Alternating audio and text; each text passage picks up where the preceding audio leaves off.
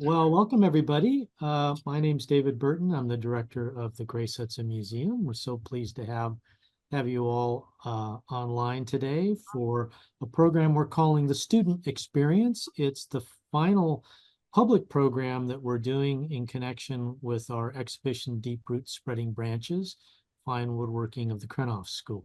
It's been a fabulous run. The show has been enormously popular, and we thank all of you out there who have come by the museum to see the show once, twice, many more times. We're also want to mention that the exhibition was made possible through the generosity of the Krenov School, the Krenov Foundation, Mendocino College, the Sun House Guild that supports the museum throughout the year, and our museum members. And we want to thank all of you for making the show possible. Today's conversation is the student experience, and we'll be joined in a moment by our 4 students who went through the program: Tim Coleman, Taimi Barty, John Shaw, and Phoebe Kuo. John is joining us from New Zealand, so he's actually talking to you from tomorrow, our time. Before we go any further, I do want to acknowledge the original caretakers of the land where the Grace Hudson Museum is. We are in southern Mendocino County, and along with our adjoining counties, Lake County and Sonoma County, this whole area comprises the ancestral homelands of the Pomo peoples. And at the Grace Hudson Museum, we strive to honor this land by bringing truth and nuance to all the exhibitions, programs, and stories that we tell here. From wherever you all are joining us out there in virtual land, we want to encourage you to find out more about the history, experience, and cultures of the Native peoples in your area. Also, we've been promising throughout the run of the show that a book was forthcoming, and I'm very delighted to say the book has finally been printed, and we've got copies at the museum. And I'd like to ask Alyssa Bogue, who did a fabulous job curating the Krenov exhibition, if you want to say a few words about the book as I hold it up. We're just really glad that we finally have it. So everyone who was in the exhibition is featured in the book. And yeah, there's a number of people, of course, who helped make it possible. Our graphic designer, Michelle Noe, and then, of course, our committee members as well, who helped make the Krenov show possible as well. So finally, it's out there. And everyone who did participate in the show and shared a piece will get a copy of the catalog too. And then our next exhibition will be coming up, and that will open September 6th. And that will feature the landscape paintings of Ray Strong. And that show will run through January 19. And we've got a wonderful slate of programs attached to that as well.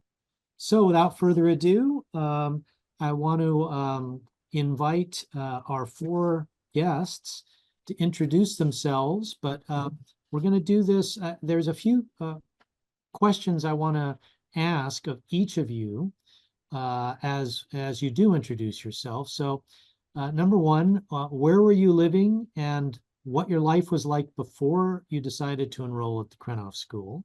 What your experience with woodworking was like before you went to the school, and what drew you to the program, and when did you attend the program? So why don't we start with Taimi? Excellent. Make me the guinea pig.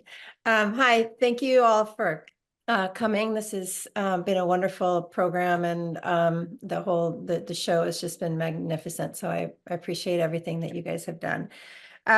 So my name is Taimi Barty, and I was living in San Francisco in the Bay Area before. I had gone to Harvard, graduated as an engineer, and then was working as an environmental engineer in San Francisco in the early 90s. And was trapped behind a desk an awful lot. So I started taking some woodworking classes in the evenings at the Marin High School.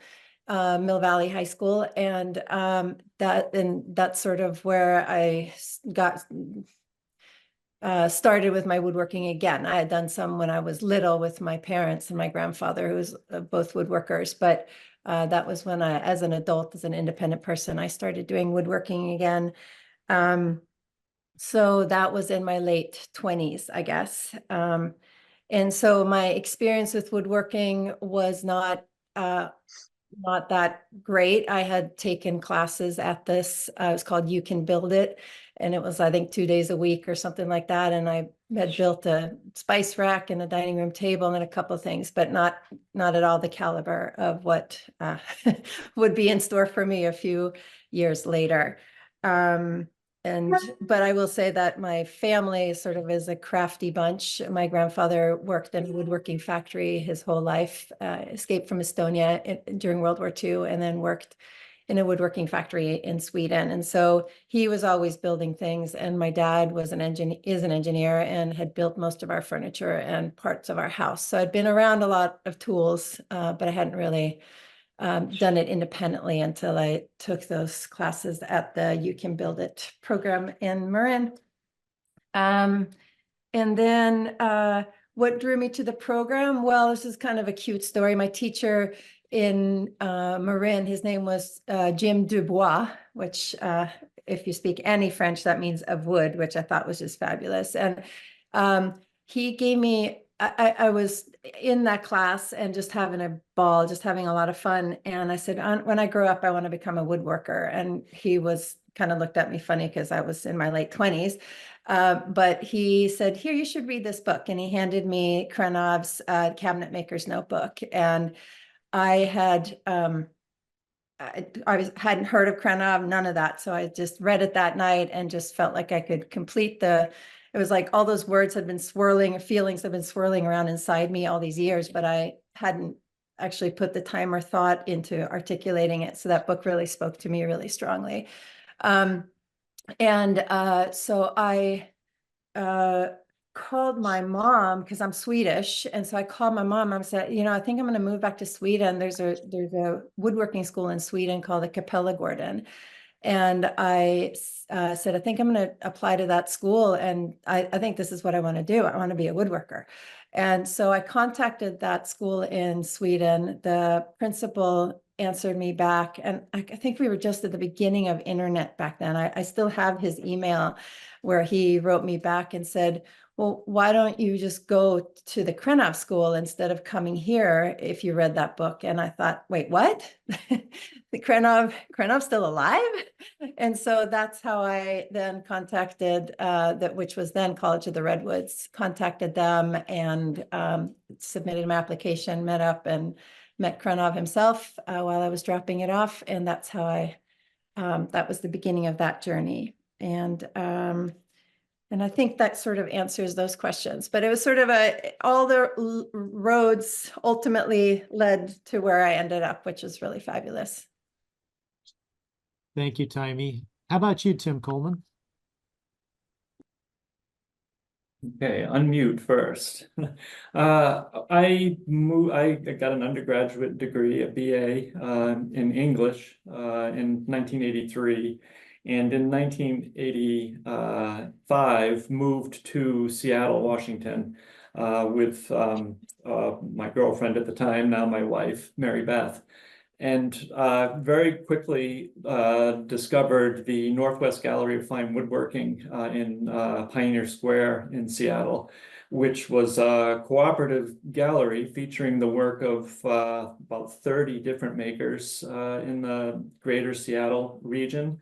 And it turned out that there was one gentleman, Kurt Manier was his name, who was offering an apprenticeship. And his current apprentice was just about to leave. And so I went and talked to Kurt. And in our introductory conversation, he asked me what my familiarity was with the field of current makers in the US. And I said, really not much at all. I just feel like this is something I've always wanted to do. I was with my hands all the time on things when I was a child. And he said, well, there's this guy who's giving a talk out in Redmond tonight. You might be interested in hearing him speak. His name is Jim Krenov. And I said, oh, okay, that sounds like fun. So went out to the woodcraft store where he was giving his talk, doing a song and dance, as Jim was famously referred to his lectures. And it was fascinating. All the work that he showed, none of it was his own. It was all student work. And the way he talked about the students and the way he talked about the work that they were doing was just so appealing to me. And I went up to him afterwards and I said, oh, Mr. Krenov, that was just such a great talk. I really loved it. And he said, oh, just call me Jim. And I said, well, I'd love to come and visit the school. And he said, oh yeah, you should. And he, like, in his like little scrawl, he's writing down the address and the phone number. And he said, oh, I hope to see you sometime. So yeah, I took a summer class the following year and then enrolled in the program in 1987 as a 26-year-old kid. So did I get it all? Did you happen to read any of Krenov's books before you got started in the program? Yes, I devoured them and tried to make a hand plane. In fact, I ordered an iron from Ron Hawk that was an 1 7/8 wide, which because he said, oh yeah, we can make you any size you want. And so I did 1 7/8. So he said he had to, I met Ron later when I was at the school. And he said, oh, I had to grind off, an 1/8 of an inch on that iron. And next door to the shop where I was working with Kurt Manier was Bill Walker, who had been a student at the College of the Redwoods several years prior. And I was going over there all the time and getting hints on how to make, how to complete this hand plane because I really botched it up pretty badly. So being introduced to Bill Walker and then and reading Jim's books and trying to follow along and how to make a hand plane. So yes, I got all of Jim's books and devoured them. Fabulous. Let's bounce to Phoebe Kuo. What were you doing before you started the program, and what motivated you to enroll? Yeah, hi. It's been such a pleasure to be part of the community and included in this show, so thanks so much. Yeah, I have surprisingly some overlaps with Taimi's story, I think. But I graduated from college in 2006. I got my degree in product design from Stanford, and then I started working. I was living in San Francisco, and I really missed working with my hands. That was part of the curriculum in my design program. And so I started studying woodworking on the weekends at first. I was learning from John Sheridan, who was a longtime furniture maker in San Francisco, and he had just a very welcoming shop. So that led to taking some time off of work to go build a boat in Maine. And then when I came back, I thought, oh, this isn't just like a passing fancy. I really need this in my life. So then I started looking into programs where I could really deepen my skills. And I think that's how I found the Krenov School. So John Levine, who I think is on this call, introduced me to David Welter in San Francisco, and he really encouraged me to apply. So I started the Krenov School in 2014, and I did a year there. And it was just a really meaningful time for me. And it's still impacting me today. So my experience with woodworking was, that was my experience. What drew me to the program? I think the Krenov School is just so unique. I think everyone on the call can agree that there's no place like it. And I guess I might be the only one here who studied after Krenov. I never met him, but I was lucky enough to have all the instructors had studied directly with Krenov. So that feeling was still very much there, and it was starting to like shift a little bit and open up. Not everyone was making cabinets and stands. There was some more experimental work, and Laura Mays, I think, was maybe in her 5th year as the director of the program at that point. So she was sort of like making her place as well. I loved that the program was, I really wanted to immerse myself in an environment where people cared so much about wood. And I wanted to go away from my everyday environment, and Mendocino is just far away enough. You're living in the redwoods and just eating, breathing, sleeping wood. The program is six days a week. It was really beautiful. I definitely read Krenov's books before I started the program, before I applied to the program. And I always recommend to prospective students to definitely read the books, because I think it gives you a really good idea, even now, of the ethos of the program. If you like the books, then chances are you'll like the school. Fantastic. Yeah, stop there. Let's move to the other side of the globe, and we have John Shaw, who's joining us from New Zealand today. John, how about you? What drew you to the program? What were you doing before? Where were you living? And had you had any woodworking experience? Yes, excuse me. Good morning, everyone, from down the bottom. I guess my woodworking started very young, just in terms of a desire to do and make things. And I'm talking sort of, age 5 or age 6. I was always found hammering nails into blocks of wood and other stuff like that. My father was a metal worker, sheet metal worker, and I was able to borrow his tools to do whatever I needed. But it could be frustrating trying to saw through an 8-inch wide board of wood with a hacksaw. Nevertheless, it kept me interested, and this, I suppose, making things was always part of my life right up until right through school and attending university. I was still in my spare time making things, reading woodworking magazines essentially for information about how to improve myself. And then I happened to visit the town library in Hamilton, the town I was living in at the time, and I came across Jim's first book at that time, and I think something coalesced when I read that book in a very, very profound way. And I think perhaps it's a common theme. When you encounter that book, all of the sort of thoughts and confusions and excitements that making sort of offers you are bounced back to you in a very profound way. And suddenly I realized that this was it. This is what I wanted to do. I knew then. So it was instrumental, and highly instrumental, the book. And then I met a woman down in here in New Zealand who happened to be English and her visa ran out and had to go back to England.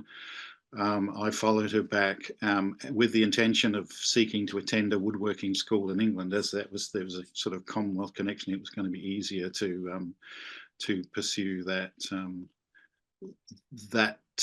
direction. I knew I needed to study. There was nowhere in New Zealand that was offering anything anywhere near what I was hoping for in terms of a full-time program. So I finished up going to a venerable old woodworking school in England called Rycote Wood, which is in the Oxfordshire countryside in a town called Taimi.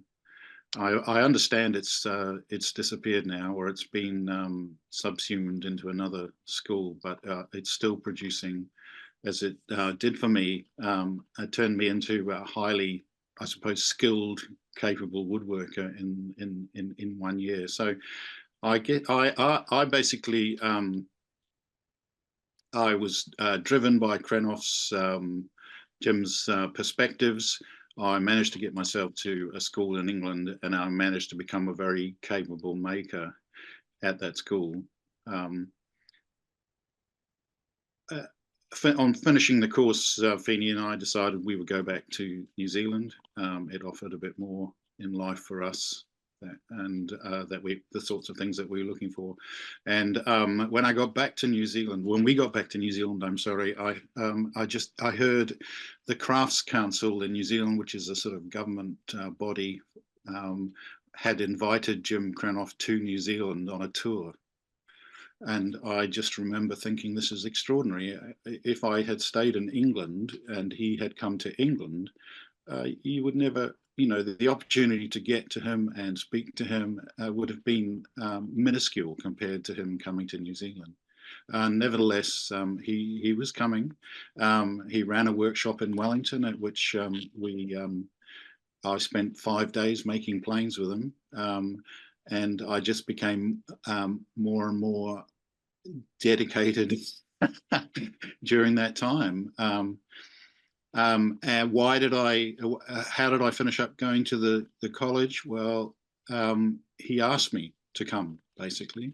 Halfway through the course, he basically said he was anxious about coming all this way, making a fuss and just leaving town and everything just fading away. As he described it, he didn't want it to be like the circus leaving town. He wanted something else to carry on. So he didn't specifically say anything in terms of obligation, but it was there. I think it certainly created a sense of obligation in myself, and I had no problems with that.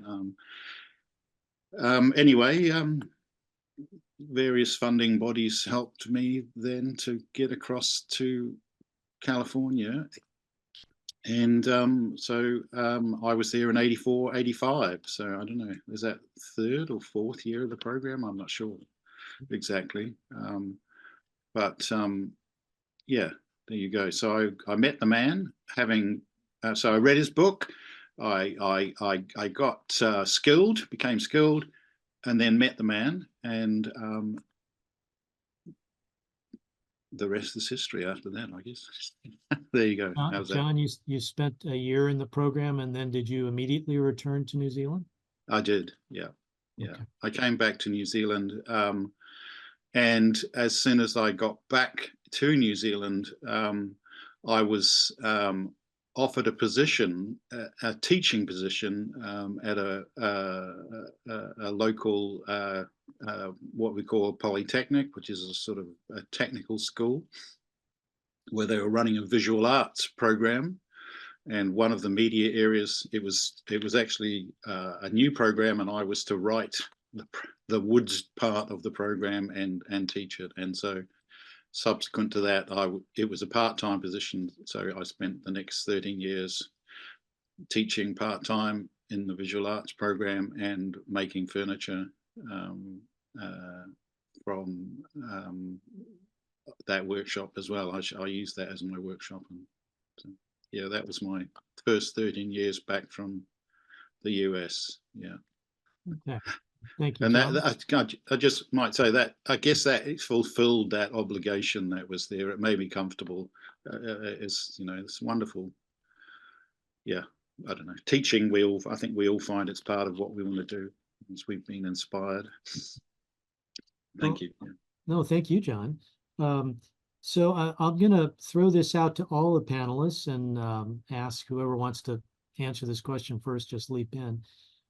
Once you started at the school, how did you find the curriculum, the pace, the rhythm of the program? And also be curious to know who your instructors were at the time and if you have any particular memories of them. Who wants to take that?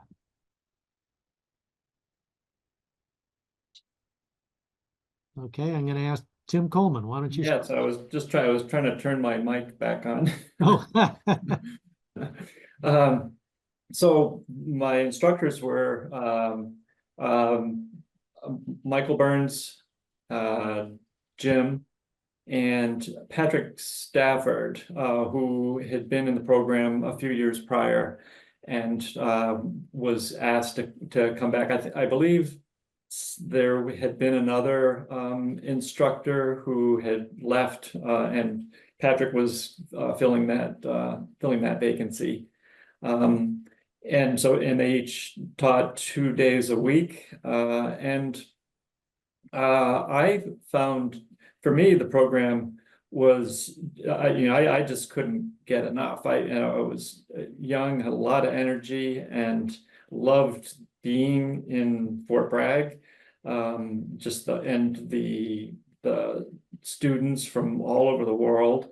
It was just a incredibly stimulating place to be, which really carried me, that enthusiasm.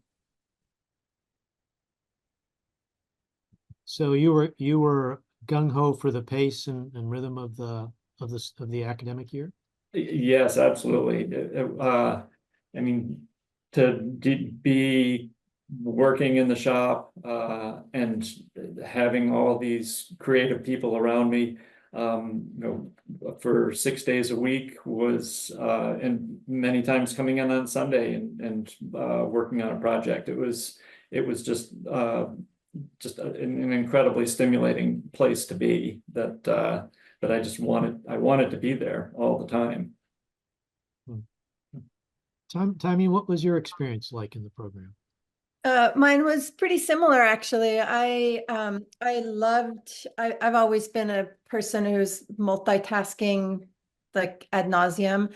So being at the school and just being totally focused on one thing and one thing only was so wonderful for me, and just felt so great to just kind of dig in and really dig in deep to figure it all out. I just loved it.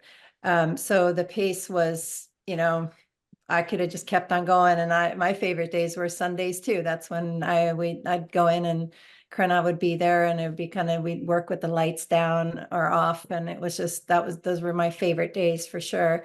And so, yeah, the pace was great. I loved it, and I really loved being just completely focused on the task at hand. And my instructors were, of course, Krenov, Jim Budlong, Michael Burns, and then David Welter too. So yeah, I ate, slept, thought, dreamt, everything was woodworking, and it was such a refreshing thing, such a privilege to be allowed to do that. And Phoebe, I'm gonna interrupt David, if that's okay. Yeah. Taimi, do you have any memories of specific instructors? I know you have some great memories of Krenov and the things he would do and impressions. Well, Krenov was, I mean, he was always there too, right? And it's interesting because we have such different memories of him, because we were there. I was there during his last 2 years of teaching, and like he had a little bench in the back, and he was in the back room. I know when Tim, when you were there, he was probably had a bench on the back of the shop. But when I was there, he had the back room where there was like lumber storage before, I think. So that became his little space. And he'd actually made a bed there. So he had a plank where he had a little thin mattress, and he'd go take a nap, and then he would come waddling out with his coffee cup, sloshing it all over the place as he's kind of observing what all the students were doing. So he was there all the time. And like I said, on Sundays were really the day that I felt like he gave me sort of undivided attention, because he was, everybody was seeking his input all the time.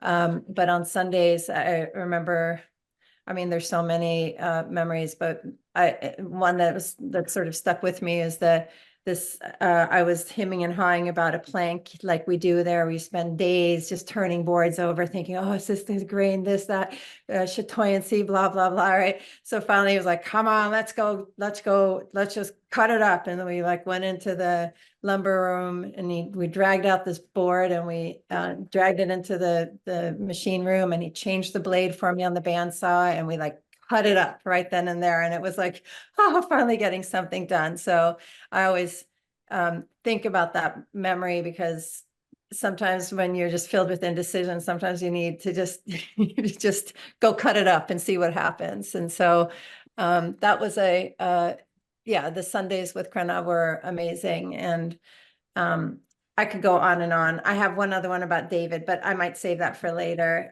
which is a really sweet story as well. I think you should do it now. Okay, all right, fine. since you asked. So I was and this is related to the chair that was in the show, which I made the Malmsten chair.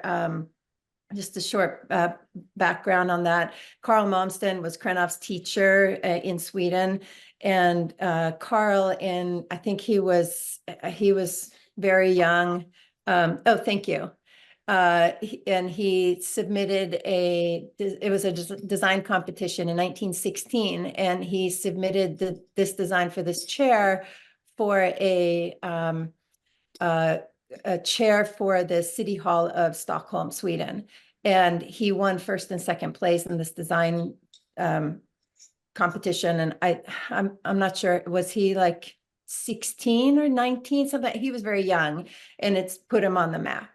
And in this chair, you can't really see it, but here, let me try to do the screen share,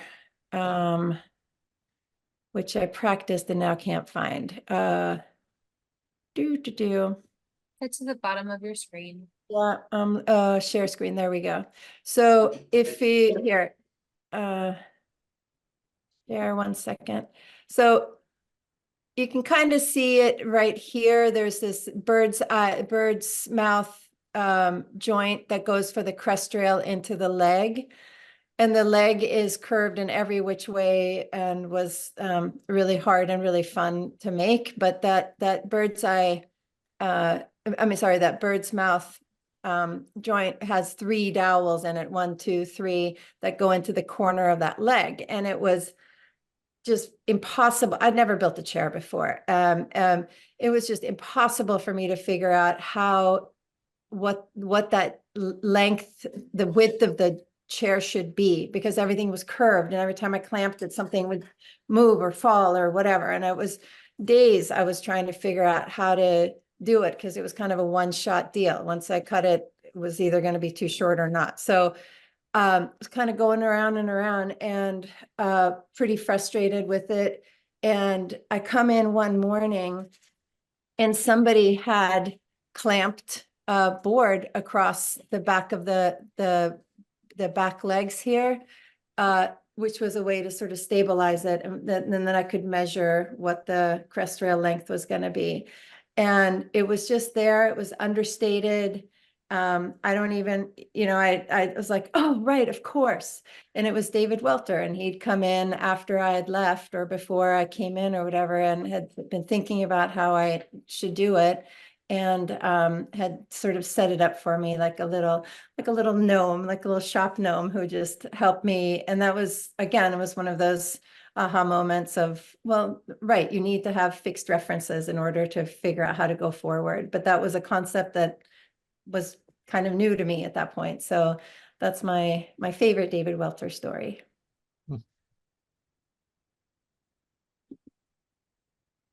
That's great.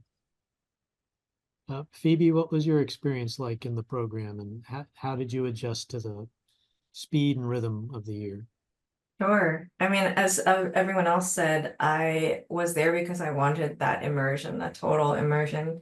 That said, I think in a way it's fast paced, in a way it's the slowest I've ever worked. Like, where else do you go where you spend 9 months making 2 projects, maybe 3 if you're ambitious, and then all the little things that you do on the side, right? So I think it was really lovely to get to spend that time and just think over every detail, plane every surface. And I got advice from another friend who said, in order to make it in this kind of intense environment, you gotta have boundaries. And so I did not go in on Sundays except towards the very end. I made sure to put in my full days, my full 6 days, and then make sure I made myself a good dinner. I took a walk, whatever it took to sort of stay balanced. So I did do that.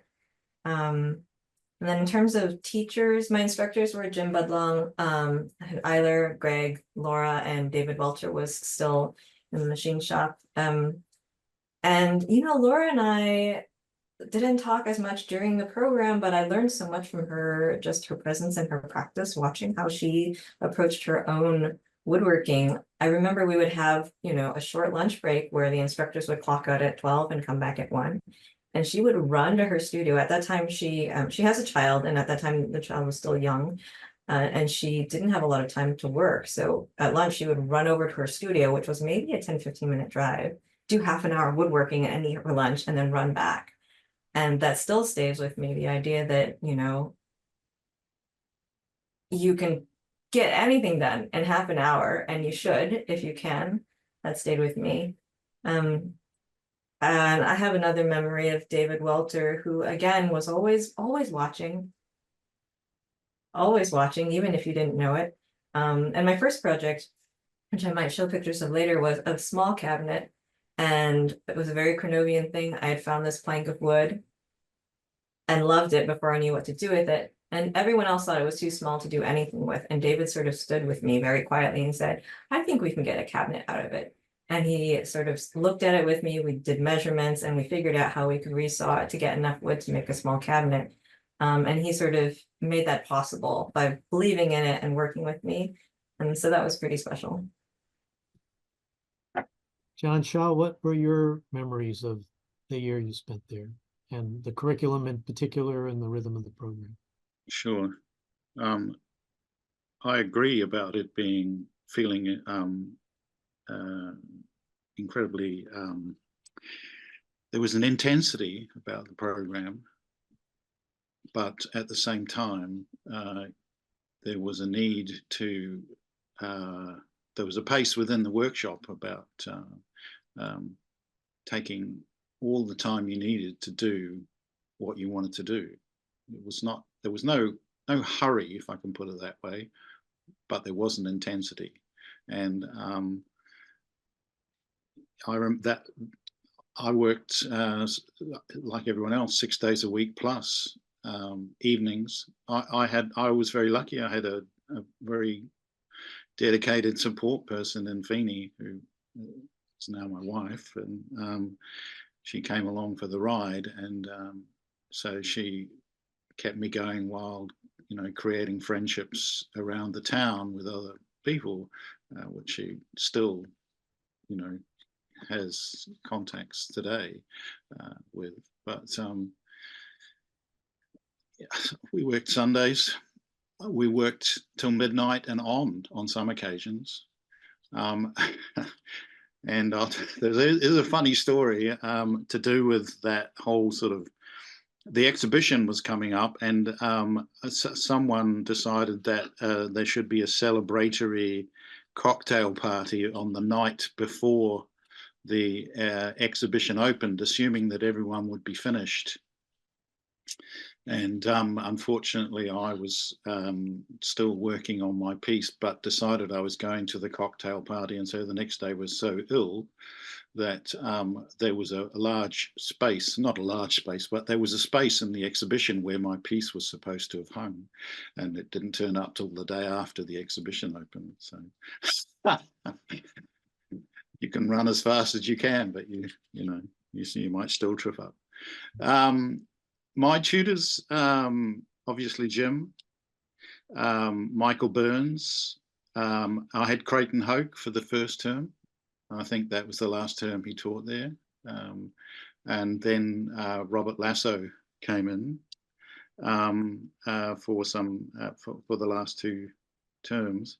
But also, of course, the quiet ones. Michael DeHaven was around, and Dave Welter. I think there was a transition at some point there, who also added enormous amounts of unofficial support to what you were up to. You know, so the place was nirvana. I found nirvana. I could not, I still cannot imagine, and still wistfully look back to that time.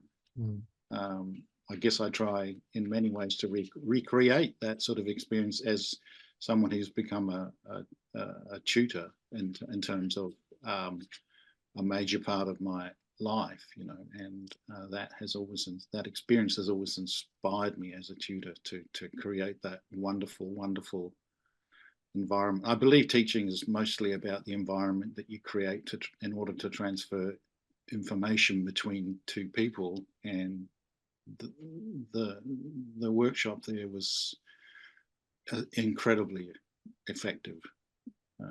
So many dedicated people. John, what was your experience like with Jim Krenov once you were in the program? Was he as Well, good a teacher to you as a recruiter?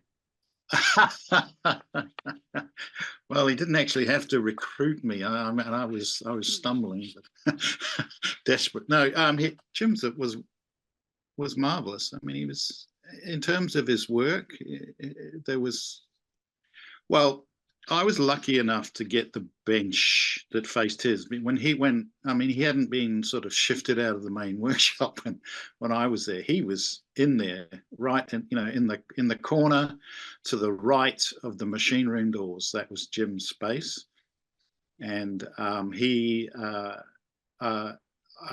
think he had, because he had sort of asked me to come, so to speak, there was a degree of responsibility, and he asked me to have the bench facing his. So I was literally looking at everything he did, and was observing everything he did. So there was not only sort of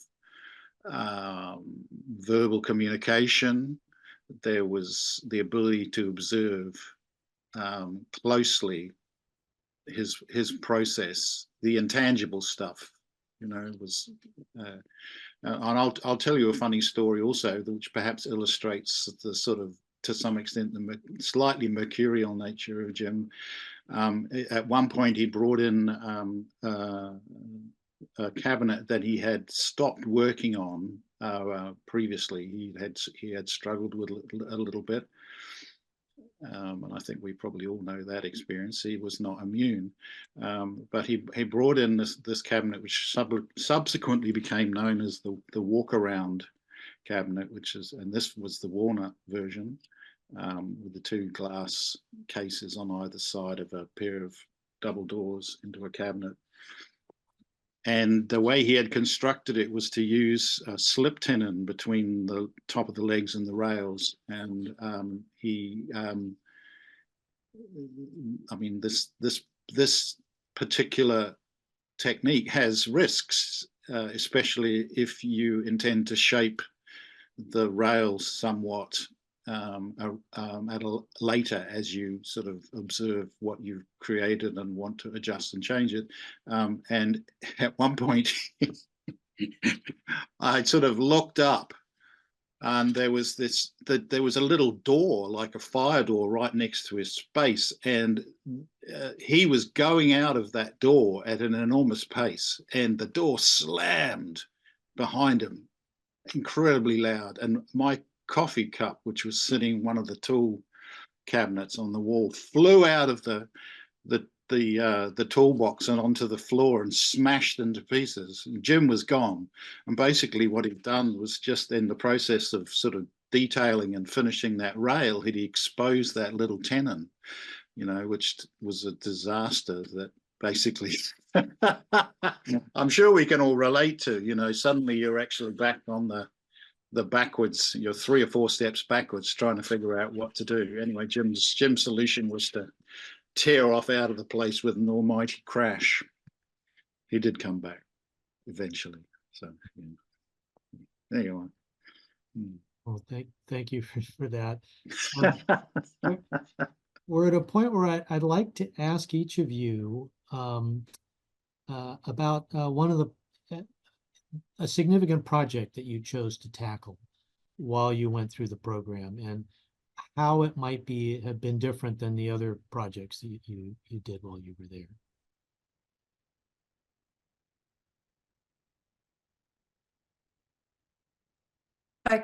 I'll go first again. Please. So the chair that's in the show, and that I show the picture of the Stadshustolen by Malmsten, that was different than all of the other projects for me, because that one was following actual drawings by Malmsten. So I got those drawings sent to me. Other students had made the chair, but just off of photographs. But because my mom lived near the Kapellagården in Sweden, I was able to get access to the actual copies of the original drawings. So it took me a while just to figure out, because they layer all the different views on one sheet, and it took me a couple of days just staring at those drawings to figure out what the hell was going on. But And then we learned that the crest rail was a much tighter radius than what people had thought in the past. So that was the other instructors had a good time with it too, because we kind of learned what the chair actually looked like. So that was different, and added another layer of stress in my mind, because unlike when you're building your own thing, you'd be like, oh, well, that's close enough to what I had in mind. But this was, I had to go right to what the drawing is supposed to be, like what they required. So it was a little bit, that constraint made it a little more difficult and a little bit more stressful to build than other things that I've designed out of my own head, because they tend to come out more accurately than, trying to do something that was supposed to fit that. And I made that chair because I had made, let's see if I can do this. I'm going to try to share the screen again. I had made this desk my first year, the original, I don't know if, let's see, can you see that? Let me see if I can move it up. The original of this desk was in beech, and I had made it that was my second piece my first year. And then this one I actually made for Fine Woodworking, and they did an article on it, and I decided to do in walnut. But I had designed this myself, and if you see the sort of Gumby leg action going on here and everything, and I was flipping through one of, oh, actually no, it was my buttmate came by with a book and said, check out this chair. This will go exactly with your table. And so that's why I decided to do the chair to have a chair to go with my writing desk. The original drawing, which is the piece that's in the gallery now, it's 2 inches taller than the chair that I have here at my house. It's right behind me here, for my desk. Because in order to be able to tuck it underneath the desk, I needed to make it shorter. The original drawing had it taller because there's these big stately Viking guys making decisions, I guess. So, and I decided to do 2, which I also rarely ever do, but I made one in European beech and one in the Bosset that you have in the gallery there, because Malmsteen, the original was in a darker wood, probably mahogany, but then there are other ones that were in lighter wood. So I thought it was fun. And I did one with upholstery and one with the woven seat. So that was interesting to compare how the proportions felt really different with the darker and lighter woods, and then how they feel so different to sit in with the upholstered versus the woven seat. Or caned, sorry. So that was different than the other pieces that I had kind of just come up with in my own head. But it was fun. I learned a lot. Tim, you want to take that one as well? A significant project you did and how it was different? Sure. So in my second year, I made a fall front cabinet, which actually is right behind me here, with parquet veneer work. I had seen a book there was a celebration of Malmsteen's 100th anniversary or some event, and there was a book published, and there were a lot of historic photos of Malmsteen's work, and among them some parquet pieces that were really interesting to me. And just the way you can break up a surface into geometric shapes, and also learning about chatoyancy, so how wood reflects light based on the direction of the grain in the wood. And so in the parquet cabinet, I was playing with chatoyancy and how just changing 90 degrees can make a piece of wood look lighter or darker relative to the piece next to it. And it was the largest veneered piece I had done, and the fall front aspect of it was challenging. For some reason, I decided to make my own hinges. I don't know why. But the first iteration of the hinges was a total failure. the fault front did not open in the way that it was supposed to, due to the hinging. So that was a major struggle in the piece. A lot of the details about it, just some subtle shaping things that I remember Jim helped me just in terms of how to separate the two cabinets. Jim had done a lot of cabinet on cabinets, which is a form that I was attracted to immediately, and have done a number of iterations of cabinet on cabinet. And he talked a lot about the transition from the lower to the upper, and how to create an identity for each, but keep them related to each other. And that aspect has been something that I refer back to in my own work often, is how to have two things that are separate from each other but related, and how do you create visual relationships between two pieces of furniture, for instance, if they're part of a suite. So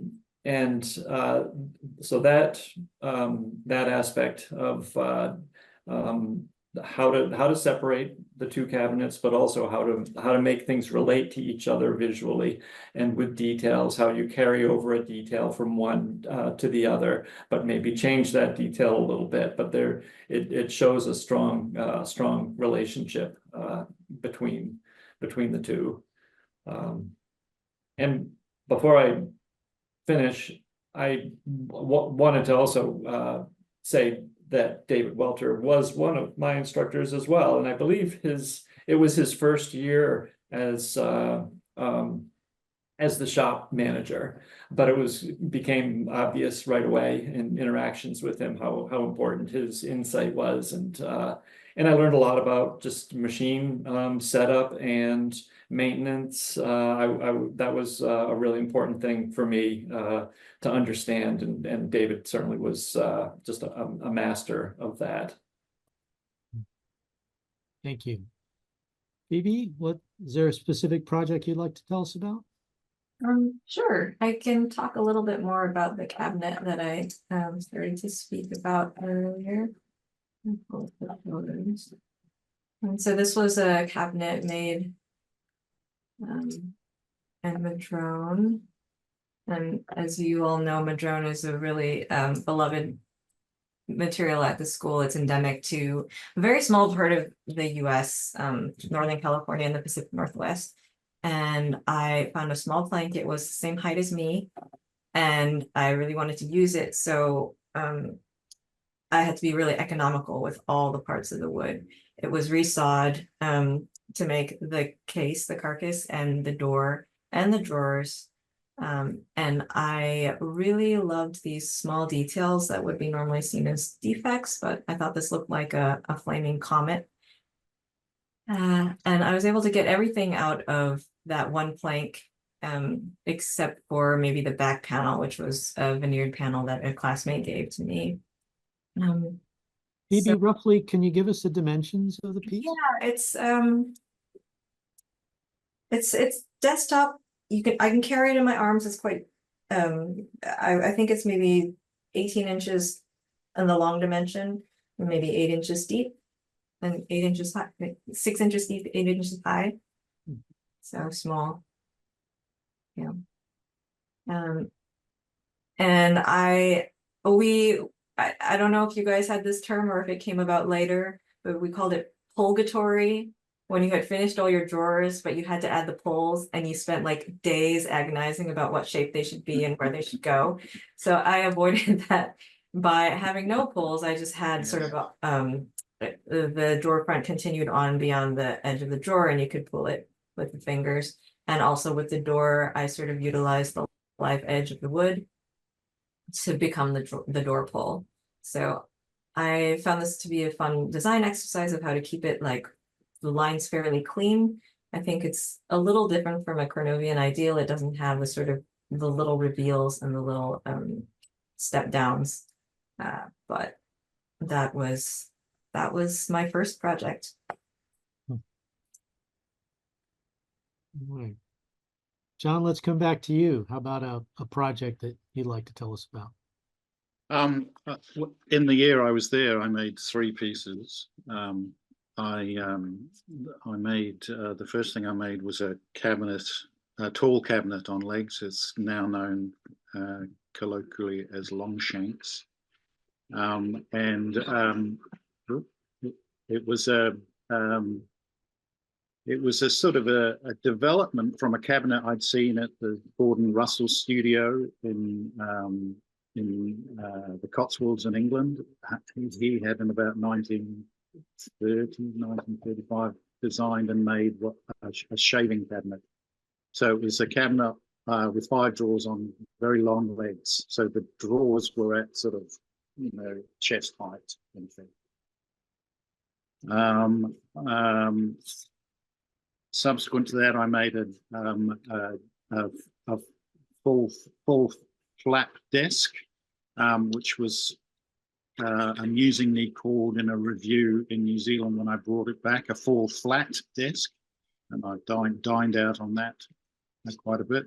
And I also made a pair of Marston chairs based on the chairs that just basically copies of Jim's. The pair that he and Brita had. And if anyone's looking for the drawings, I actually have a set of drawings.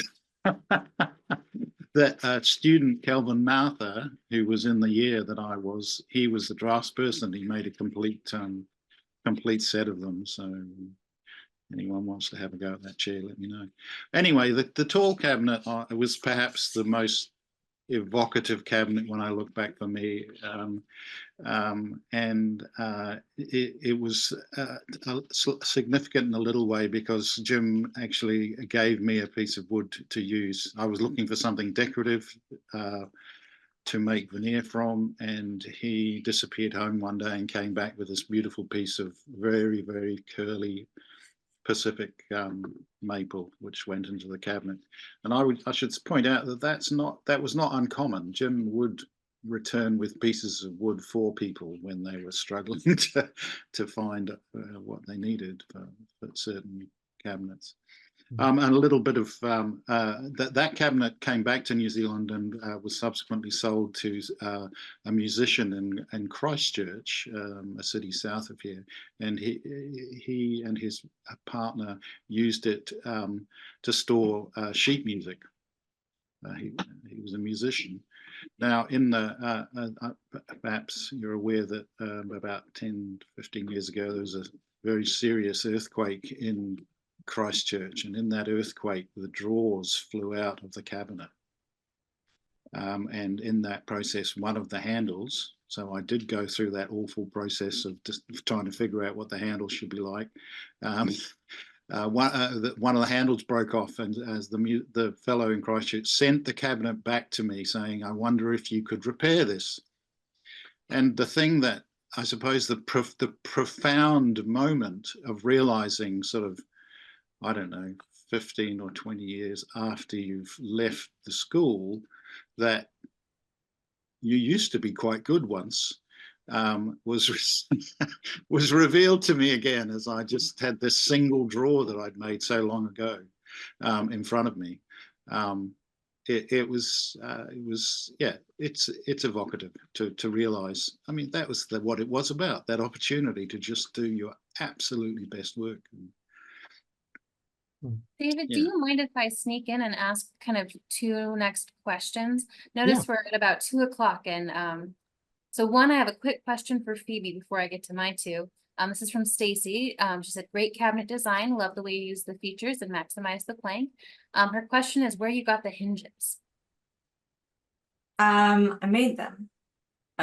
Those are the only hinges I've ever made, but they taught us in school to make the hinges, and I think everyone got to make a set.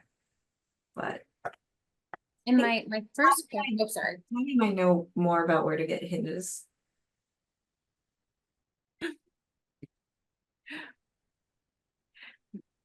Trying to unmute there. Hey, Bob, come over here. Okay, so Bob, my husband, who I met at the school, it was his second year, my first year when we met. He has Sanderson Hardware, which is Bob Sanderson, and he makes hardware. So he makes the little L hinges and knife hinges, and a couple of other cabinet hangers and stuff like that. So sandersonhardware.com, or you can just call us. Come on, Bob. No. My first question for everyone is kind of how this school affected your perspective on woodworking. If there are things you still use in your practice, ideas you like to use, and or if it affected your perspective on life in any way. So that's my question for all of you before I get to my second question. Well, I'll do that one.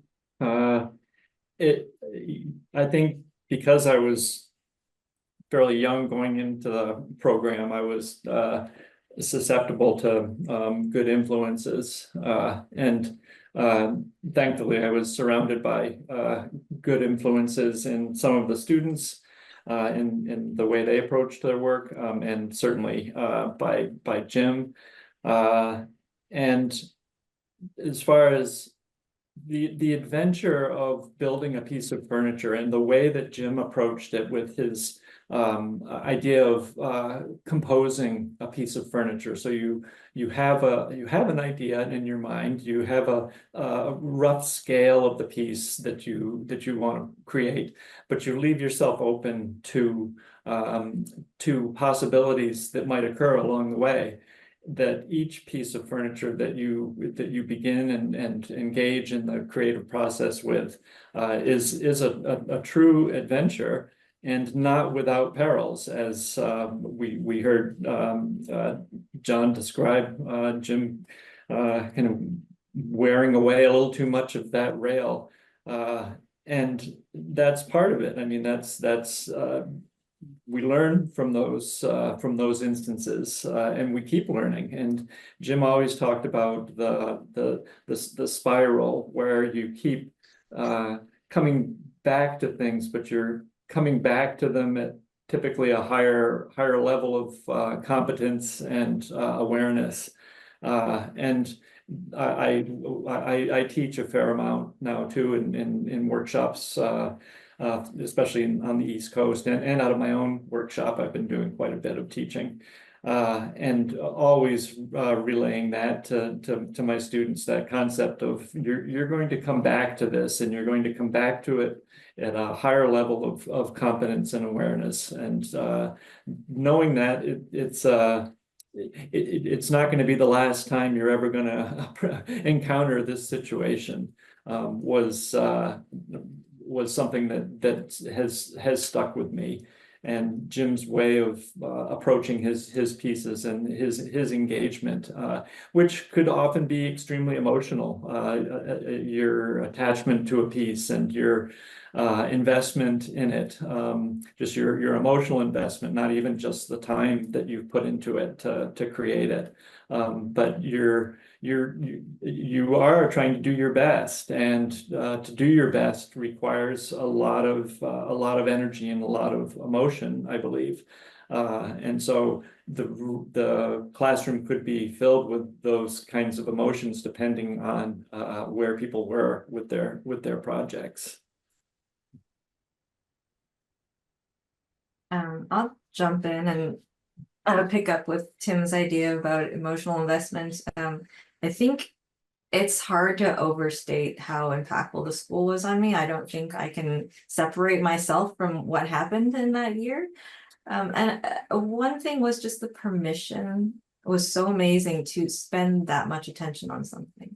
And I think we live in a society now, and I'm in a generation where everything happens so fast. And just being able to, say this matters and I'm going to pay attention. I gave birth 2 years ago. I have a two-year-old toddler at home. And sometimes when I'm parenting, I think, am I parenting in a fine woodworking way? Because I'm trying to do it all by myself. And it's really weird, but I have that thought often. And I try to draw parallels or see parallels between the way I treat a piece of wood and the way I'm raising my child.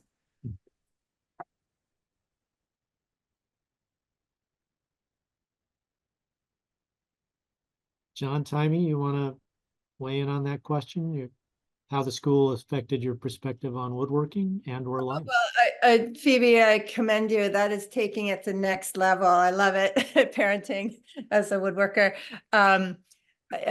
I learned so much, and it changed my whole worldview being there. I have always been someone who follows directions very well and kind of does whatever I'm told to do, you know, be valedictorian, go to Harvard, blah, blah, blah, all that stuff. But going to the Krenov School and being so allowed to, like Phoebe was saying too, just like be able to really give each action as much time and emotional space that it needed was something that I was kind of foreign to me, because I'd just been sort of chugging along on this path that I thought was my path. So that was just sort of slowing down and being, like I said earlier, being able to do one thing and one thing only was just really changed my whole way of living.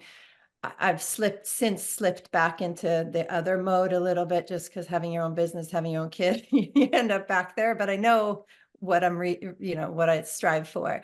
I also, the idea of building mock-ups and messing around and trying those, like how to design a piece in 3 dimensions was something that was new to me. I don't really follow it anymore, but it was new to me at the time as a sort of doing a rough draft of a piece before building it.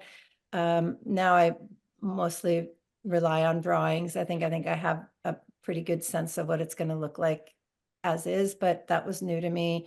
And then I think Krenov talking about the playfulness in his work was something that I guess I've been sort of like, work is serious. It's got to get done right, and it's going to be done on time, and like being joyful in the work and kind of leaving something for the viewer or the customer or the owner to sort of discover over time.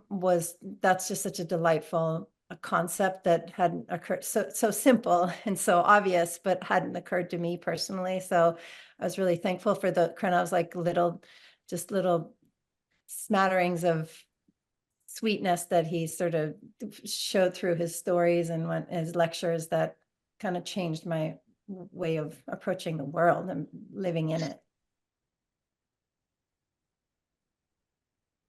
John? I guess, I mean, there was so much that occurred in that year. But I think what changed within me, in a way, is best expressed by Jim's contention that he really championed the concept of the amateur as a woodworker as opposed to the professional. I mean, extending that concept to he's not really saying amateur as in, oh, he or she is just an amateur. He's saying the amateur is the person that has no boundaries or restrictions in terms of time, and consequently money. Time is money, obviously, to a lot of us, and that reinforced for me that this game was not about, and it's nothing to do with making money or making a living. And for me, I realized that the way I wanted to make furniture was as an amateur. I wanted to take as much time as possible as I could to produce the best work I could, as opposed to working against a clock or against a budget. And consequently, I found something else that aligned to what I wanted in my life, woodworking, and became essentially a teacher. Most of my life I've funded by teaching. My woodwork doesn't bring money to me. It brings an awful lot of pleasure and satisfaction to me. It brings a lifestyle to me, and the confidence to approach life that way came out of that experience. I mean, I believe Jim he didn't make a lot of money from his furniture. He made his money from being a teacher. You know, he lived the life of an amateur when it came to making things. He wasn't in a hurry. He gave everything as much time as he could. And I deal with that now as a teacher with people wanting to get into woodworking, thinking, my goodness, this is a great way I can make a living. I can enjoy my life being a woodworker and make a living. And I like to slow them down a little bit and point out that, well, that won't be easy. And as soon as you start putting those factors in place in terms of, you know, what someone's budget is and having to do it in a certain amount of time, you're going to find that you're not making things that you're enjoying making very much. So if enjoyment is critical, think about, you know, another way of going about this.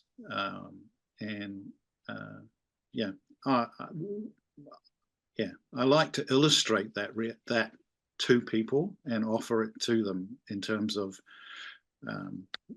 what can be achieved as a fine woodworker. If you approach it from the concept of being an amateur, you might find yourself a lot happier. And my next question for everyone is just to share a little bit more about the piece that we've included in the show. So Taimi, I know we've already kind of talked a fair amount about the your chair. And so I'm wondering, Tim, if you want to share about your piece. Let's start. And then... Sure. So I'm going to, so let's see. So Alyssa, you have images of the piece that's part of the exhibit. Yep. And I'm going to share the same piece, and partly because I like the tones in this piece. The photographer who took the piece, which is in the exhibit, did a great job capturing the piece, but there's a little too much contrast in it, and I feel like this photo just exhibits the piece in a softer way. And I'm going to also refer back to this piece that I did as a student, the parquet cabinet, because it's so well related to this piece. And in fact, there was a recent, I'm part of a group of makers based in New England called the New Hampshire Furniture Masters. And we recently had an exhibit where this piece I made as a student was exhibited alongside this piece, which is titled Full Circle. And to see the two of them separated by 40 years almost of or 35 years of time, and just how coming back to that spiral of making was I feel like it was really exciting to see the two pieces side by side. So let's see. Okay, so you've got it up there too, and me, boy. I'll stop sharing though, because I think you have some more pictures that will. I do. I have just a detail of the. So again, this cabinet. You want to share your screen, Tim? So. Oh, I'm sorry. I No worries if it's. Stupidly thought I was. It's always a bit tricky. Yeah. Okay. We'll let you know when we can see it. Yes. There it goes. All right. So again, working with the chatoyancy of the material, and so this was some figured cherry that I actually bought from Jerry Osgood, who was a contemporary of Jim's, and someone that I've had a lot of interaction with before he died a couple of years ago. So to have this material from Jerry Osgood was a real special thing on its own. But just by turning the grain direction of the circles relative to the background, you create a feeling of things floating there. floating on the background. And it can be a really strong effect depending on the direction of the light. So if you have a strong raking light from one side, the effect is even stronger. And as you walk around the piece, you move from right to left, and circles that are dark in one point of view become lighter in another point of view, or even just swinging the door open can have a similar effect, where you see movement and action, which, and Jim talked a lot about the adventure of seeing a piece from a distance, and then as you get closer to it, you make new discoveries, and you notice things that you didn't notice from a distance. And the goal hopefully being that you're not disappointed the closer you get, which for some pieces of furniture that can be the case. You see it from a distance, it captures your attention, but as you move closer to it and begin to explore it and interact with the piece, open the doors, open drawers, feel the surfaces, all those things were the whole sensory experience. Jim talked about that a lot. I mean, just the smell of shellac on on the inside of a drawer, always finishing interiors of cabinets with shellac because it just retains a sweet smell over time. Just all these lessons. And here I am at the scroll saw, doing the door, cutting the door panels, the marquetry door panels. So, okay, I'm going to stop the sharing there. John, I'm wondering if we should talk about your piece next. Sure. Yeah. Oh, Can you pop something up on the screen? Is that? Oh, just a sec. okay. Here we are. So this is a cabinet I made for a couple that I'd worked several times for. I guess they were confident enough to ask me to just, they pointed to a corner. Perhaps it's worth pointing out, actually, in the left-hand photograph, there's a table, obviously, and you can just see the top crest rail of a chair sitting there. Both of those are pieces I'd already made for this couple. So there's a context here for the work. Yeah, here we are. There's the table, and that's the chair, of which I made a set of 10. Sorry, we're talking about the wooden chair, not the the fluorescent submarine chairs. The eight chairs went to one couple, and these 2 chairs went to this couple. Now, the cabinet in the background is made of kauri. It's a New Zealand Aotearoa timber. It's very, very evocative in terms of its significance to iwi, the Maori people of New Zealand, and it's reached a stage in terms of its availability where it's basically not available anymore. We've reached a point in New Zealand where native trees, the original flora and fauna, can no longer be cut legally. You have to have a permit if you're going to cut some of it. So we use an awful lot of North American hardwoods in New Zealand. Now, the cabinet, the couple basically, I guess, were confident enough to point to the corner and said, we want something for the corner. And they wanted a corner cabinet. And I said, okay, well, you're just going to leave it with me, and you're just going to have to wait. It'll take me a while. And so eventually I worked through a series of designs, and what was intriguing me and exciting me most was the idea of sitting a cabinet forward of the corner. So it was a corner cabinet, but not in the corner. The piece is, I suppose, it's a wine glass form. So it's soft all the way around the back of it. And then it has 2 curved glass doors with slumped glass set into the doors. The owners are known, their surname is Balance, and so the cabinet is known as the Balance cabinet, which I guess is a bit of serendipity, really. what else can I tell you about it? Oh, it took quite a while to make. I'm sorry. Yeah, to go back to that whole thing about being an amateur, that cabinet actually took 4 years to complete, going backwards and forwards. And that was something I saw at the school. Jim brought cabinets in and took them away again. And suddenly I realized there and then that you didn't have to force your way through when you were, with a cabinet. It's all take your time and allow yourself to find solutions. There you go.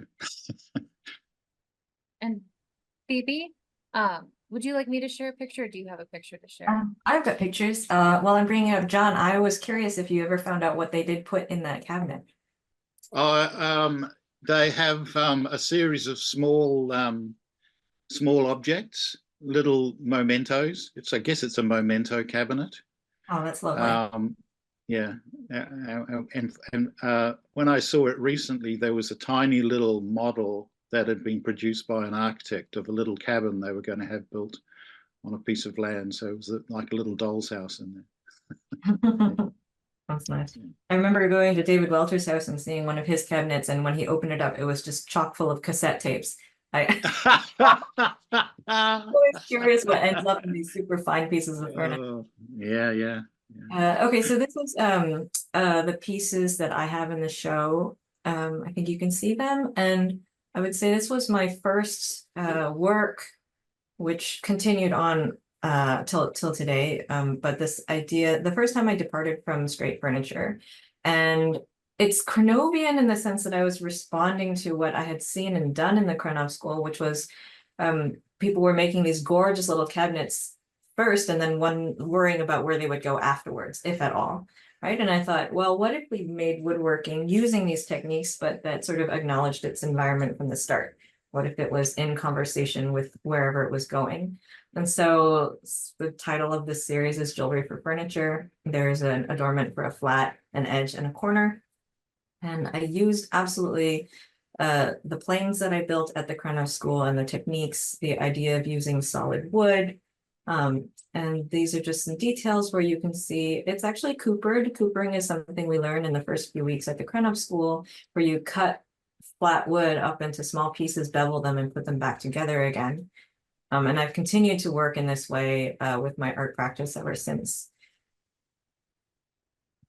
So this is just, select pine from the hardware store. I was in grad school at the time. We had a shop that was very convenient, conveniently located, but it was shared by the entire student body, which meant also sculpture students who would really beat on the equipment. So I couldn't trust anything to cut in a very straight line or very clean or anything. So I would make my rough cuts in the shop, take everything back to my studio, and then get out my little Krenovian hem planes and finish everything by hand. This has ended up being a really great way for me to work. Even now, you can't see, but off camera is my home shop. I have a bandsaw, and then everything else is hand tools. So the sort of limitation in grad school completely informed the way that I work now, and it turns out you can do an awful lot with a bandsaw and hand planes. So I continue to make more work like this, but this was the gateway into the work I make now. And we do have a question in the audience. Holly is wondering if any of you are authors, and I know Tim has written articles for Fine Woodworking, but I don't know about everybody else. I write in my head a lot. I think I have a lot of ideas that I want to get out there, but unlike with woodworking, I don't have the patience to sit and craft with words, so that may never happen. I have a practice doing ethnographic research. That is what I did as a consultant before I went to the Krenov School. So I've interviewed a lot of woodworkers, a lot of female identified woodworkers for a project several years back that eventually led to a book and an exhibition, which I didn't do, but I did the research for it, and I love that work.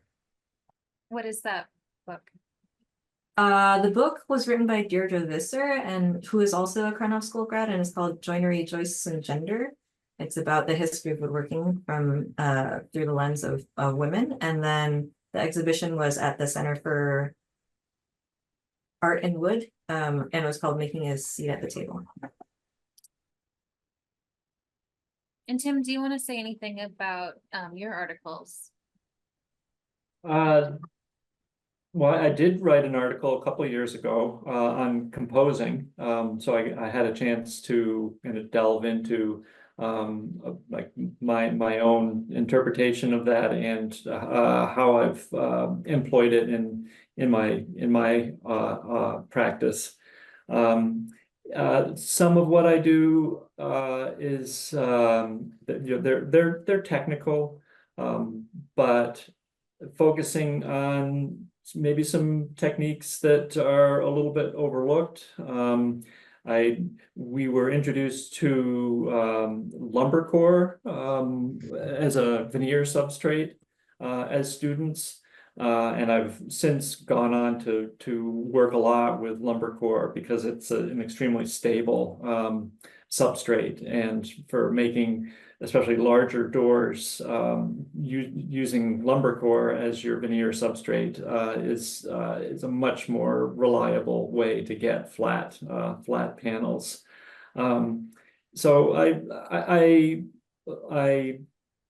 writing is something that is extremely time consuming for me, but I can get into somewhat of a similar headspace as I do with working on a piece of furniture, in that I'm crafting the details of the piece, especially when it gets to the editing stage, and I've got the body of the work of the article, but getting into the editing and shaping it with details and word choice and all those things, I can definitely get into a similar space with writing, which I enjoy. But it is, I mean, I can work wood relatively quickly now after many years of experience, but writing is just slow. It's just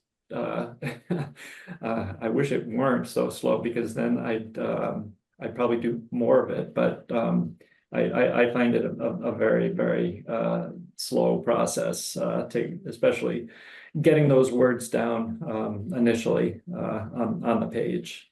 It's more the crafting of it afterwards where I really feel like it's I can engage myself fully with it.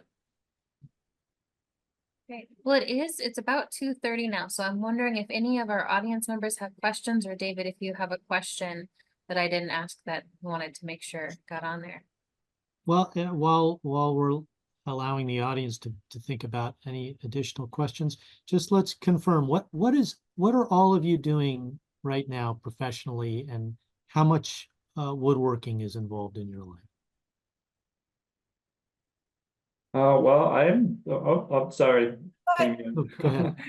I'm still doing work. I really appreciated John's thoughts on being an amateur. I've been pursuing furniture as my vocation ever since leaving the school. I was very fortunate early on to have a connection through Jim to a gallery on Long Island. Pridham and Eames is the gallery, and I was able to sell pieces with them. Beebe and Warren Johnson were the owners of the gallery. Really wonderful people who had just some of the top furniture makers, including Jim, as part of their gallery. So being able to see these works by Roseanne Summerson and Judy McKee and Hank Gilpin and Jerry Osgood, and all these people that were doing just really incredible creative work, and see those pieces in person was really special for me. So I think I got off topic. No, that's great. How your career path has gone. You got into Pridham and Eames, So and that was continuing in as largely as an amateur, even though I do make my living. Well, I probably do a lot more money making now as a writer and teacher. But continuing right from the start in the pieces that I was making, to approach it without time constraints, and to give each piece the time that it needed to have it fully come to life. So I feel incredibly fortunate that I've been able to pursue that with certainly the support of my family. And having my workshop close to home. It's at my home now.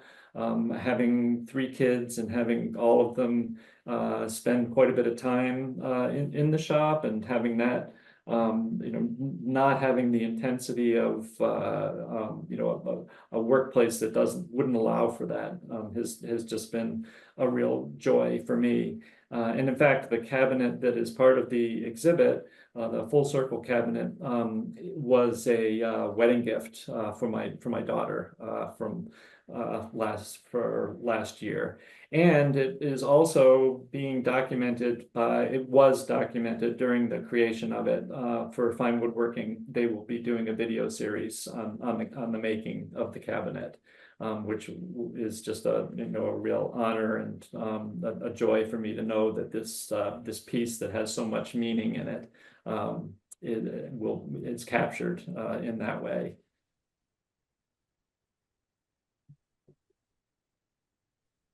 I'll go next, only so I don't forget.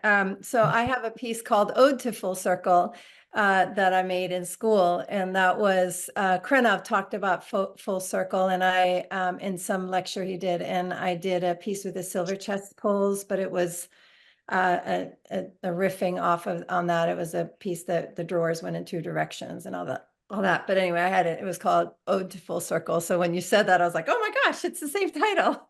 I forgot about it. I am a full-time woodworker. I have a cabinet shop with Bob, who's also Sanderson Hardware. So we met in school, and we have a shop here in Fort Bragg. And I have been working as I worked at the Highlight Gallery for a little bit right out of school, and I worked in a cabinet shop. Then Bob and I got a space up in north of town at the Fort Bragg mini storage, where Bud Long and them used to have their shops in that same compound. And Greg Smith, Bob and I had a shop. And then Greg moved into his place, and we bought our own building. So we worked full time, 7 days a week, pretty much. So our work-life balance is not so great. We do have deadlines, but we mostly really enjoy what we're doing. We build not that much furniture. It's probably 1 or 2 pieces a year. It's more cabinets and doors and windows, but job we're doing right now, the entire house is veneered out of 1 sinker redwood log.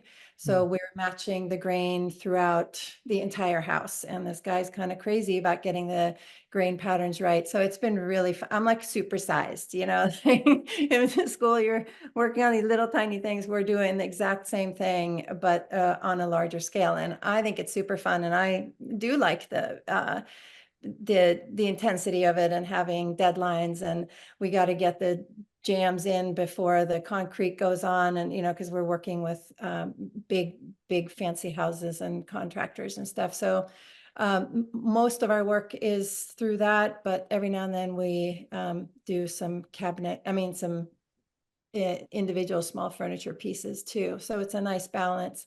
And then I also I teach high school wood shop in Mendocino. And I've also now become part of the Mendocino College, so that I teach the prerequisite for getting into the Krenov School. So my mission is to get young kids here in the area interested in wood shop, and then that they could then, if they're interested, instead of going to a 4-year college, apply to the Krenov School and go that route. So that's my own little personal mission, and starting my 4th year. Can't believe that already, teaching high school. So I do that. It's only part-time, but that means I kind of work all the time. And then just to answer the last thing about writing, I do love to write. And I actually started to write the book that Brendan ended up doing, but I had interviewed Krenov and Brita for years and wanted to write that book about, or a book about them. Because they were like, I mean, well, I don't have to explain why, but it ended up never happening, and the years kept going. And so when Brendan came up and said that he was doing the book, I handed all of my research or my interviews and stuff to him. And I wrote a piece about Krenov and creative spaces that was in a journal in England, and done some stuff for Fine Woodworking. But I think it's really fun to write. And unlike, I don't remember who it said that they kind of belabor it. For me, I think when I have a good idea, or what I think is a good idea, it sort of pours out. What's hard is when I don't know what I have to say and then I end up not doing it. So for me, I end up writing things relatively quickly. And maybe that's why they're enjoyable for me. But yeah, so all woodworking all the time on this end.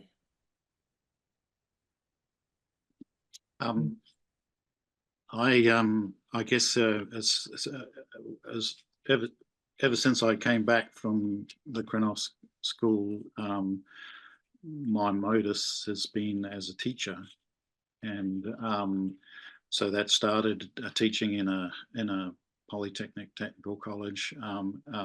When I had enough or worn myself out there, I drew back into my main passion, teaching fine woodworking, and I established the Centre for Fine Woodworking down here, which is a school that has a full-time program, and various other ancillary classes running. I taught there for 10 years. Basically, I guess you would call me the director of the program. When I kind of burnt my candle out there, I came away and established my own workshop, and that workshop now is essentially an access workshop for anyone who's looking for a place to be mentored, supported through the process of making work. I'm particularly interested in what I call long form learning, so we can take enough time to build something in the way that I believe it should be built and the person learning will enjoy most. So, if people are coming to the workshop here, I would suggest timescales of at least 6 weeks basically I'm in the workshop all the time, and people are coming to the workshop all the time as well. There's 4 benches here, and we'll negotiate any sort of terms that suit. Fundamentally, I'm about transferring information, offering the chance for people to discover whether woodworking is for them, and if it is for them, then helping them to keep that as part of their life,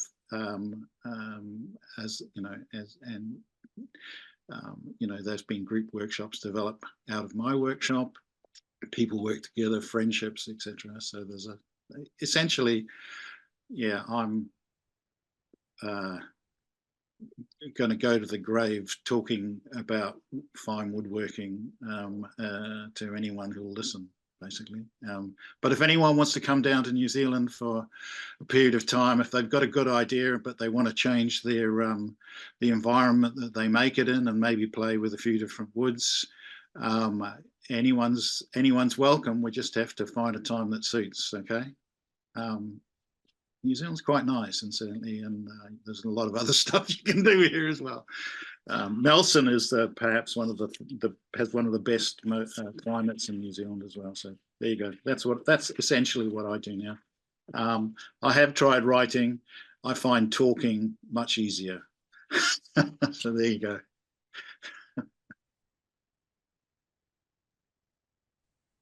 Well, I think we're way over time Please right turn. now, but say again, Alyssa?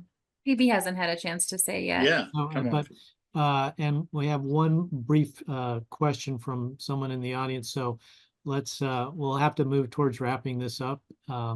Phoebe, go ahead. Okay, I can be brief. Since the Krenov School, I've been, I'd say, a teaching artist.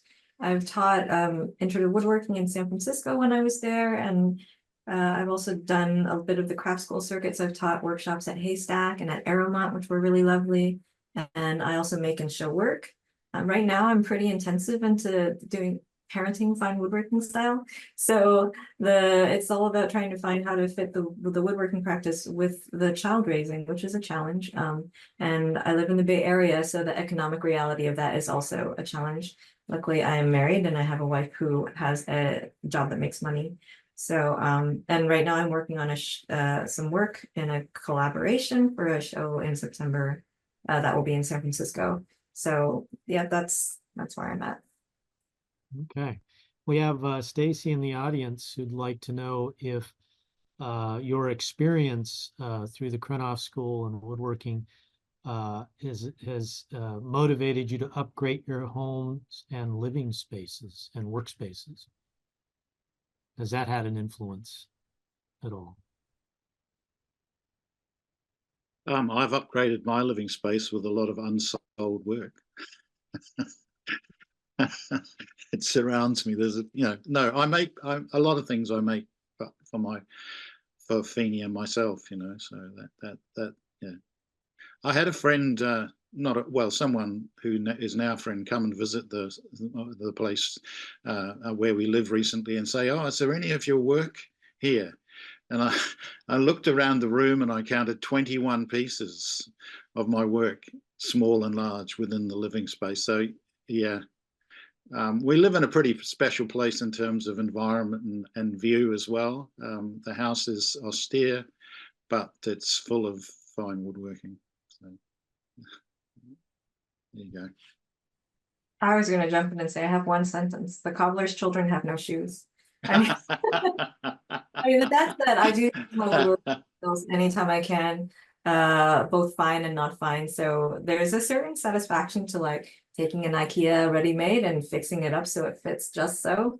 And that's definitely something that happens here as well as custom work.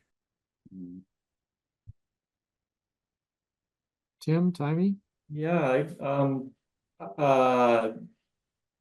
I've built a lot of furniture for our home as well. Some of what's in our home I made as a student. The parquet cabinet and several armchairs, and there are some pieces I create for exhibition, and then they become part of our own collection, which I really appreciate having pieces that were made at another time in my life, and the thinking and energy that went into them at that time, and being reminded of that. And then just the details. There's I built not entirely, but built the home that we raised our kids in, and my workshop as well, just 28 feet from the house. And 2 years ago, we built an apartment in between. We linked the two buildings, the house and the workshop. And we now live in that apartment, and we rent our house, which is still fully furnished with all the pieces that were in there, or most of them anyway. So others get to enjoy those as well, which is a great feeling for me. And I don't worry about them. I mean, they're pieces of furniture that get used, and things happen to pieces, but they're durable wooden pieces of furniture that can be touched up and rejuvenated. And so yeah, I love living with handmade things, whether it's by myself or others, but it's a real pleasure. Taimi? Yeah, well, I'll second what Phoebe said. I was gonna tell her parenting as a woodworker means they don't have finished kitchens. Our kid's gonna go off to college, and we joke that he will not have lived with a completed kitchen the whole time of his life. And yet we've built, countless kitchens and cabinets in houses. So we're sort of in process. The cases are there, but the fronts are not. But we've done the French doors in our house. There's sort of an eclectic mix. I have furniture for my grandparents, things that my grandfather had made as well. So we're definitely surrounded by really beautiful pieces that we use every day. And like you were just saying, Tim, they're not precious pieces. We use them and live with them and enjoy them. And then we've also built a little cabin in the backyard where everything in it we made. There's like no sheetrock or anything. So we've milled and manufactured everything in that. And that's really a joy because it's like living inside a piece of furniture in a way. I really love it. When I get old, I'm going to move out there. It's only 200 square feet. So, but yeah, we've built things that suit a specific need, and some things are things that have just been left over because, hey, they work and we meant to sell it. So it's a mix and match for sure. Great. Well, thank you all, Taimi and Phoebe and Tim and John. Thank you, Alyssa, for putting together such a fabulous exhibition. One more reminder about the book that Alyssa oversaw the production of as well. Pick them up purchase them at our gift shop at the museum. And if you're living out of area, please contact the gift shop. You'll get the phone numbers on our and email numbers on our website, and they'll be happy to sell it to you online and package it up and ship it to you. And also want to just shout out to our audience. Thank you for hanging with us for all this extra time. One of the things I always keep an eye on is how many people start dropping off, and hardly anybody dropped off, even though we went about a half an hour over. And thanks to our panelists for sticking with us too. So that as well. Indeed. All right, Alyssa, anything else you want to add? no, just thank you everyone for joining and participating in our panel. So Well, It's been a thank you. pleasure.